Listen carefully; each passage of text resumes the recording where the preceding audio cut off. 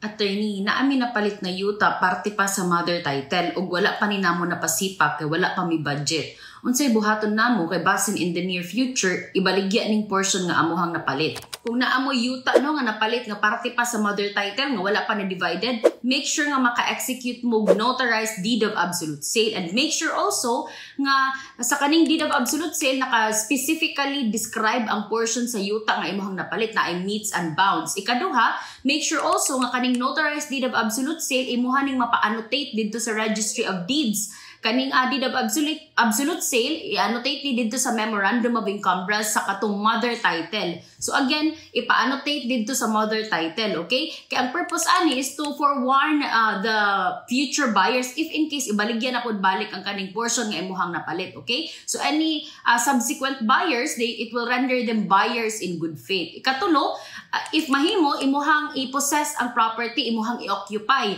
Pwede nimong pakuralan or imong patukuran o imuhang balay, okay? So kanisya, these are just a few steps nga pwede nimo mabuhat aron ma-protected ang imuhang rights and interests. Of course, napay laing mga remedies or pwede nimo mabuhat, okay? So kanisya, these are just legal tips nga atohang ihatag aron naamoy idea unsay mga buhaton ninyo. Okay? So I hope that's clear and that's it for Let's Talk Legal with Attorney Zai.